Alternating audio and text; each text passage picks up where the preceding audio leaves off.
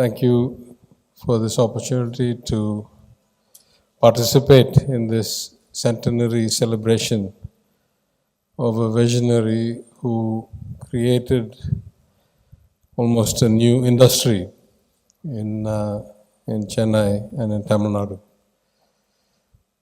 The true mark of a man's life or a person's life is often only felt after their passing. I realized this in the case of my own father, and so I'm delighted to hear of how many innovative and path-breaking activities Mr. Swami undertook and the kind of trail he has blazed, and that his family is very successfully continuing in his footsteps. So first I congratulate all of you, and I mark my respect again.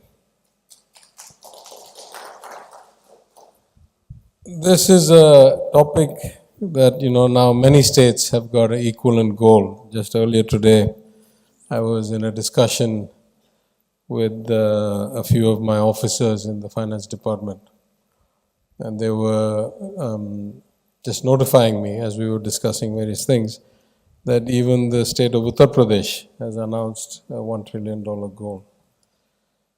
Of course, the first difference between us is that by population, Uttar Pradesh is about 3 times the size of Tamil Nadu. So even were Uttar Pradesh to get to $1 trillion in roughly the same time as us, it would still be at a per capita level at best 1/3, because Uttar Pradesh is not only larger and 3 times our size, but it's still a growing population. Whereas in Tamil Nadu, we are already effectively a below replacement rate society. But, slogans and targets are important. They're important in the political discourse. They're important in setting a common agenda for everybody to work towards. But I want to talk a little bit about how we get from here to there. Where are we now and how we get from here to there? And I'll probably take 3 different perspectives on this. One, purely a mathematical or a macroeconomic perspective. 2, a kind of administrative or a top-down perspective. And 3, people-based bottom-up perspective. And talk a little bit about the things we see or we're planning or we're doing from each perspective. And then if I finish, hopefully in about 20 minutes, I'm happy to take some questions.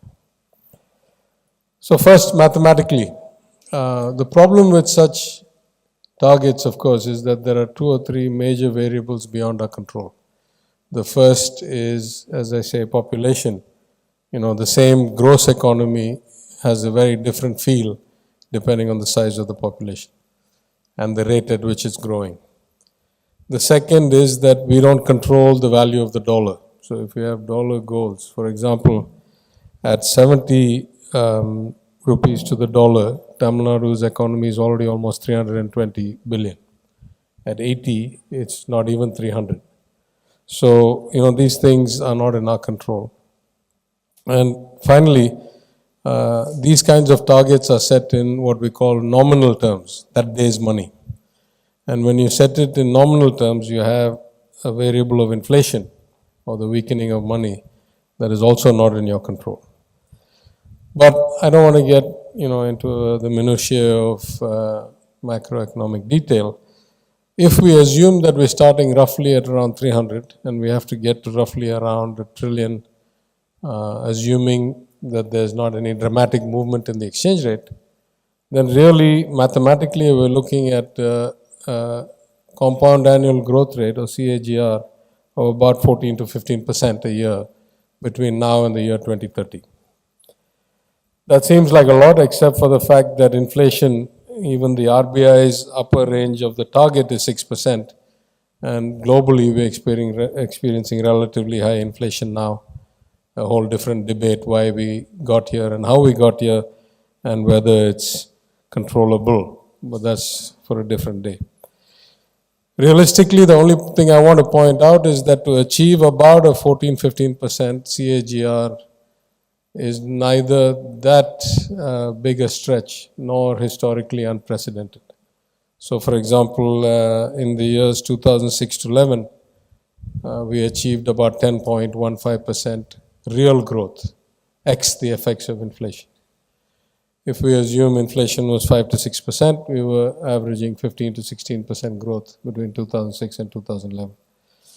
In fact, I would say the odds are that inflation stays closer to 6% for the foreseeable future than, let's say, closer to 4 for various reasons around the world. So it's eminently doable in terms of just the mathematical requirement and the fact that we have done this or better before. In fact, were we to hit 10%, CAGR in real terms, we'd probably hit 16, 17% in nominal terms. Then we look at macroeconomic variables that are beyond our control. And I would say we have some very good tailwinds and a couple of looming threats. From the tailwinds perspective, the diversification away from China, the kind of logistical delinking from China, and the increase in the scale and scope of the Indian economy all benefit Tamil Nadu disproportionately. We are one of the preferred destinations of the global de-risking and decentralization. And as has been the case since 1991, since the year of the reforms, we generally have a levered rate relative to the Indian average. So if the Indian economy grows at 6 or 7%, we tend to grow at 8 or 9 or 10. That's because we have good infrastructure, relatively speaking, a very well-educated and relatively large and young workforce, and better connectivity than most people in terms of ports, airports, internal transportation, etc. So there are some good tailwinds. In fact, we have seen 40-50% increase in global investment since last year. We're continuously fielding new inquiries and trying to close new transactions. This morning, for example, I had the Vice President of Uber Global from the Bay Area here talking about how they could help with public transportation models and new approaches. So I think in many ways we will benefit from that. The one real fear I have, and this is not unique to us, is that we are in an unprecedented situation in terms of global liquidity and global fiscal kind of constraints. If you look at global monetary policy since 2008, there's been unprecedented liquidity, probably to the order of 4 or 5 trillion pre-COVID, and then another 2 or 3 trillion since then, excess liquidity sloshing around in the system. Very few countries are like Singapore. I had a meeting with a senior officer of the Singapore government last night. They are desperately issuing new securities and soaking up the excess liquidity in the market to avoid the kinds of problems they see elsewhere in the world. But if you look at the US, if you look at the UK, if you look at Europe, even if you look at India, we are looking at inflation levels not seen in decades, globally, probably in 30, 40 years. That's because you have all this excess liquidity on monetary policy, and after the pandemic, most governments did a lot of fiscal stimulus. So till it was only monetary stimulus, inflation was contained because the money was not actually reaching the hands of the people who could spend it. And so inflation was within control. But fiscal stimulus by design gets it into the hands of every citizen or the lowest part of the economic structure. And so they spend it, and then they invest it. And they do, like low-level stock investing as opposed to the big conglomerates that got access to the liquidity and were buying real estate and market assets and things like that. So it's a real risk. I've never seen this rapid a rate increase in the 20 years I lived in the US. Of course, it started from unprecedentedly low levels, but I've never seen this kind of a rapid rate increase by the Federal Reserve of the United States, and many other banks are keeping up with it. So the only thing I'll close this whole segment is that there is a reasonable risk there is a global recession, and that the central banks of the world cannot engineer a soft landing through an unprecedented storm of liquidity and inflation. Now let me look at this top down. Top down, as a government, our job first is to manage the fisc of the state properly. It is an undeniable truth in textbooks, in RBI reports, in the statistics we see every day, that states which borrow for capital investment and states which control their interest payments as a percentage of their total revenue spending tend to have better growth going forward. That is a truism. I quoted it right out of the RBI book at my maiden speech in the Tamil Nadu Assembly in July of 2016. It's as true then as it is now, or it was as true then as it is now, and there's no change in that. So from that perspective, our first job as a government is to bring the fisc under control and meet those two criteria, that we borrow only for the sake of investment and that we control the interest cost as a percentage of the revenue. Now, both those have deteriorated dramatically between 2014 and now. Between 2003, the passage of the FRBM Act in Delhi and the FRA Act in Tamil Nadu in 2014, across all parties, the fisc of the state kept improving. Debt to GDP came down from 27% down to 17. Interest revenue came down from 22% down to 10 to 11. Till there was serious political leadership that had some view. Our view may have been different than that of Ms. Jayalalitha and the ADMK. But as long as there was some leadership executing some view, the fisc was in control. After her incarceration in 2014, things turned dramatically worse. And for 8 years in a row, we had record revenue deficits, culminating in a revenue deficit of about 62,000 crores in the year 2021. We have started to make a big dent in that in 21-22, though coming to office after 10 years and spending about 20,000 crores more than was planned in that February in the interim budget, and losing about 8,000, 9,000 crores in revenue due to multiple lockdowns for phase 2 and phase 3, or wave 2 and wave 3. We still reduced the revenue deficit and the fiscal deficit by 16,000 crores last year, first turnaround in 8 years. And we are on track this year to do something similar. So when we borrow less for revenue expenses, we are able to invest more because we have a debt ceiling, both in terms of the FRA Act and more stringently by the one imposed by the union government on all states using their Article 293.3, the equivalent of first lien rights, where they limit our borrowing. So the less we borrow for revenue spending, the lower we pay in interest later, the more we invest this year, the more capacity we have to build a buffer for the future. Because under the terms of the 15th Finance Commission, if we do not use the allowed borrowing limits, we are able to roll them over till the period of expiry of the 15th Finance Commission, which is 26, after the 1-year extension that the Prime Minister gave them due to COVID. So we are doing that part properly. Now, the second part is to improve ease of doing business, because the government can only do so much. What we really need is private investors to step up, and private entrepreneurs and independent businesses. Particularly in our state, the MSME sector creates about 70-80% of all jobs. And so we need to make it easier for them to do what they do, which is take risk, build rewards for themselves, employment for people, and improve the overall economy of the state.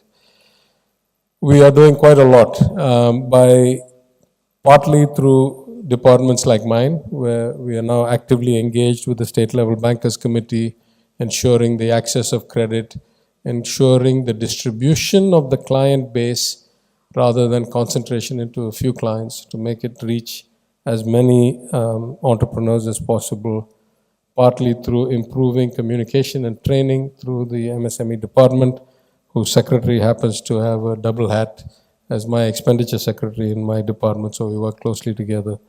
There's a lot more we can do, but Guidance Tamil Nadu, which is our single window promotion agency, almost routinely wins Best Agency of the Year awards. And as I say, we're beefing up on the MSME side, and in generally reducing the red tape. I'm also starting to have discussions with my counterparts in Andhra, in Telangana, in Kerala, particularly with Telangana, which is the most direct competitor to us. I've had a couple of conversations with my friend PTR. I think we need to make sure that we don't get kind of cannibalized into transactions that are long-term disruptive or destructive of value. But that's something that's on the fringe. The biggest constraint, believe it or not, for the government of Tamil Nadu is not money, actually. It is the capacity to execute on time, under budget, and deliver finished outcomes as planned. That's not new to or unique to the government of Tamil Nadu. That's all over the place. But in Tamil Nadu, we have this problem because our capital expenditure ratio went down from almost 3% of GSDP in 2011 down to about 1.25%, 1.5% at the bottom in 2021. Now, when you reduce your spending that much relative to the scale of the economy, clearly the capacity of execution does not sit around idle waiting for you to spend that kind of money. So some people go out of business, some machines get moved, some companies diversify, some relocate. And so overall, our ability to execute as quickly as we can provide the funds is in fact a bit constrained. And that's partly a legacy problem, as I say. After 7-8 years of falling investment, it's not likely that you can just turn that switch on overnight. So it'll take us a while. And particularly, we're very focused, therefore, on more and more PPP, rather than the government of India's model where you build something first and then try to monetize it later. We believe that doing it as PPP, not for core things like, citizen services like drinking water, but for construction, for infrastructure, for ports, for airports, for roads and so forth. The greater value of a PPP model is not just that we leverage capital, and even Ms. Jayalalitha had a model under her Vision 2023, though it never got executed. The vision was to double capital expenditures from 3% to 6% by having the 3% borrowing limit borrowing plus 1.5% surplus in revenue plus 1.5% of private investment, either through funds or directly into projects or in partnership with the government in some other PPP way. I'm not sure we can get to 6%, but certainly our ambition is for us to get to 3% and to find another 1.5% in PPP. Again, I say not primarily for the capital, but mostly because they will bring the execution skills, the EPC capacity, the engineering talent, the ability to deliver on time under market discipline of the capital they have raised and they need to answer to. So I think top down, this is the way we see it. We need to ramp up our annual capex back to 3% of GDP or GSDP. With just to put that in a quantitative model, this year our nominal GSDP is estimated about 24.5 lakh crores. If we continue down this path, we will be at 30 lakh crores or so in 2 years. So 3% of 30 lakh crores, about 90,000 crores. If we have reduced or eliminated the revenue deficit by then, which is the track we're on and that I'm committed to, barring a global recession, everything is subject to that, then we will end up tripling our capex in 2 or 3 years. And as long as we can find the execution capability to do that much capex in time, then we will certainly see a huge multiplier effect and not have a problem reaching our 15-16% CAGR in nominal terms. But there's a third component or a third perspective to this. Just because I have the money, just because I have the engineering capability or a company with the administrative bandwidth or systems does not guarantee outcomes. At the end of the day, it is the people that are the most important asset or limitation of any society, of any community, of any state. And since we are in a global economy, whether we like it or not, the final deciding variable is per capita productivity. The higher we have a per capita productivity, the more globally viable and competitive we are, and the better the quality of life we can deliver to our citizens if we do everything else right. And in particular, I would focus first on the notion of inclusion. Different people have different philosophies. This Saturday's Economist carried an article and was called The Gujaratification of India. It basically showed how the investment ratios had changed, how much towards capex, how much towards social spending, and so forth. And rightly or wrongly, they compared Gujarat and Tamil Nadu. And they said the two of us have roughly the same per capita income. In fact, that was a bit generous. Gujarat is slightly higher than ours. We're about 2.5 times the national average, or 2.25 times, and they're about, another 2-3 basis points higher, about 8,000 rupees or something more. But the poverty rate in Gujarat is 4 times the poverty rate in Tamil Nadu. So we have fundamentally different societies in terms of the distribution of wealth, in terms of consumption, in terms of education, in terms of access. This is a very important distinction, because if you want to build refineries and robot-driven manufacturing plants, it doesn't matter what your human resources are, you're going to be picking only the cream of the crop anyway. But if you want to build a wide-based kind of average productivity model where many people get better off and not a few, then you have to increase per capita productivity and increase inclusion in the formal or informal, in the quantifiable economy. So from that perspective, I would say the more we invest in children, for example, in the remedial education program, Tamil Nadu is a pioneer. Our Illam Thedi Kalvi has now been written up and presented at the UN National Assembly, the General Assembly, where we have, for 2% increase in spending, we have achieved a 17% improvement in the remedial upside of coming back to school and having them re-acclimatize to actual formal education. We have started, under the Chief Minister's leadership, a pilot program to provide free breakfast to young children, because most mothers are not able to actually get up and cook and supply the food to their children, deliver the food to their children before they go to work or before the children go to school, which is often very early, 7:30, 8 o'clock in the morning. Not only that, in the Illam Thedi Kalvi, we found that the attendance was much higher if the mother was less educated or if the family was poor.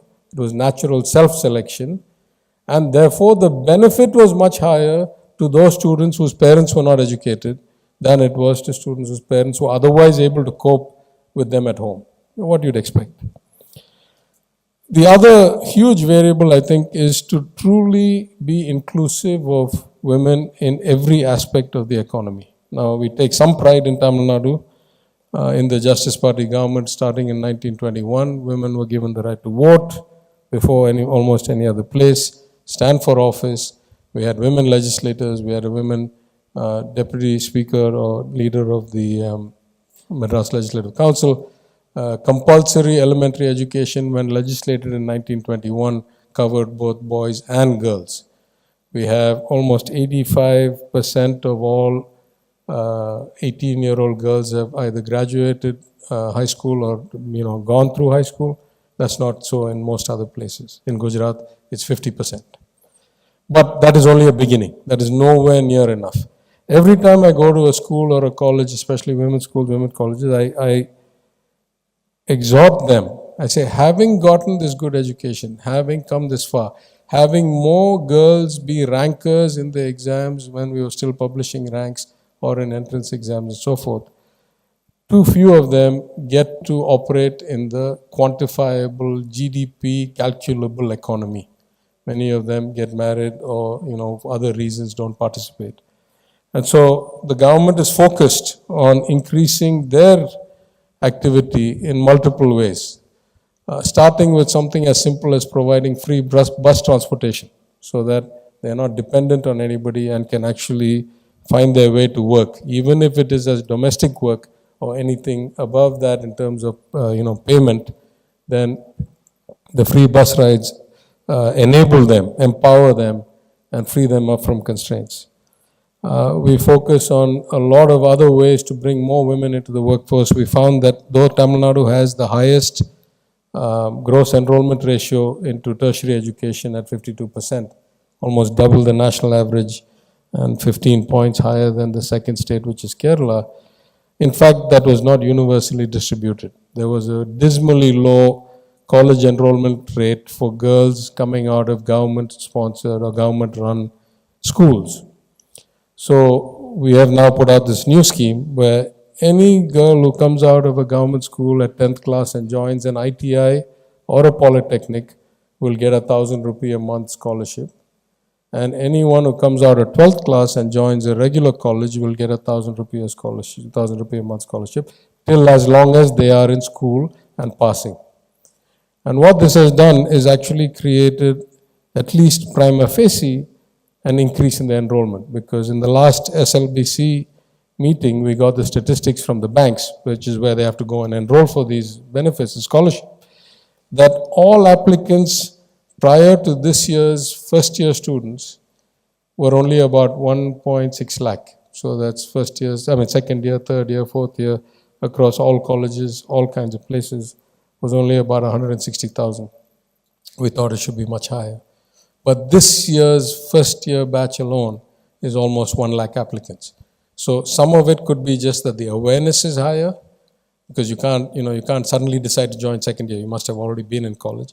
But some of it surely is that more people are enrolling because the government makes it viable for them to go and enroll and pays, because most government colleges are very low tuition anyway. It wasn't the tuition that was the problem, it was all the other expenses. So, we look at that, and then we have this mismatch. We have a very unique situation in Tamil Nadu, well, most places in India, where we have a surplus of college-educated graduates who are looking for work on the one hand, and many companies who say that they don't have enough employment-ready or skill-ready workers to recruit on the other hand. So this disconnect, I suppose it's only to be expected if you expand the scale of education, multiples in a short time. When my friend Arvind Vasu and I graduated from REC Trichy, I think the state of Tamil Nadu graduated about 3,000-4,000 engineers a year. Now it graduates about 150,000. Now if you have that kind of ramp up in less than 30 years or 40 years, that comes with a lot of attendant problems.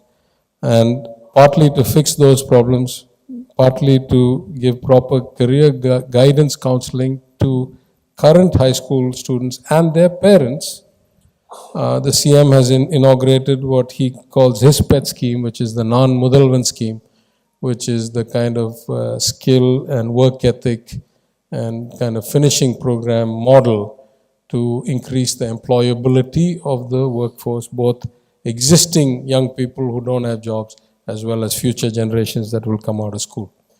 And this program, we are working closely with many different models, including with multiple organizations from Germany, where they have a skilled apprenticeship model of very highly paid skilled trades, particularly in the automotive and robotics and other sectors. But we have somebody the other day pointed out that IBM is working closely with us and creating a lot of certified programmers for particular kinds of needs.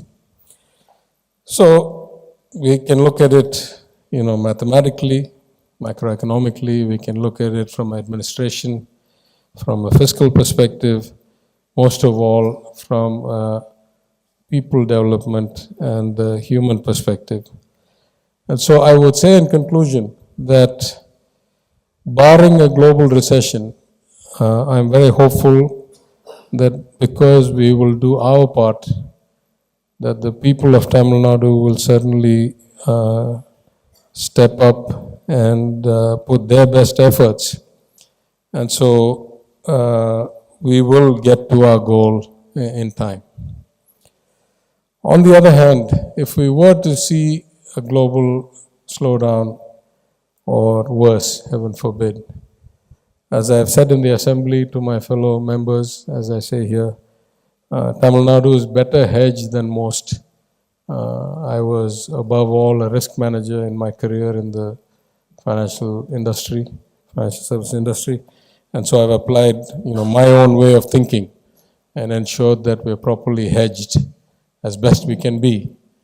Because you see, a recession doesn't mean that money disappears. It just means that growth slows down or goes negative. That's when governments really need to step up spending and support the bottom of the pyramid and stimulate demand. And so, we are better prepared than most, and certainly better prepared than we have ever been as a state, I will say. So let me close there by just saying that in the final analysis, there are probably three important things that I can see if we have to achieve relatively above average outcomes, or at least above average to our last decade's history.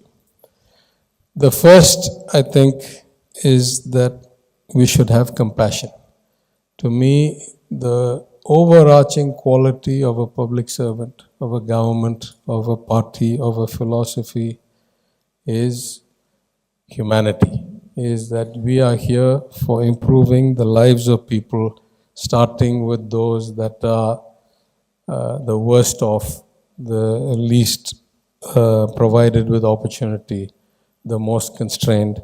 And some of that is structural, some of that is cyclical. Not everybody stays at the same place in life every day. For example, today we had a professor from the Harvard Kennedy School as part of our JPL engagement, and we were talking about purifying the list for the Chief Minister's commitment of delivering 1,000 rupees per woman. And we were thinking about many things, and then we suddenly realized actually none of this is permanent. Once whatever model you develop, nobody stays in the same place all the time. Some people improve, some people fall behind, some people get hurt, some people lose their job. So really we ought to have a system that is flexible enough and dynamic enough that we should be able to find those in need today. And there's no permanently in need and permanently not in need. And so we need to think more dynamically about that. The second quality I would say is competence. Everybody talks big. Question is, can you deliver what you say you will deliver? And I think very few people focus on that, and very few people actually deliver that. I'm very proud to say my Chief Minister every day holds us to that standard. What is the outcome? Everybody can say that we are fit, we are good, we are great. What is the outcome? Do your results prove that you are doing the right thing?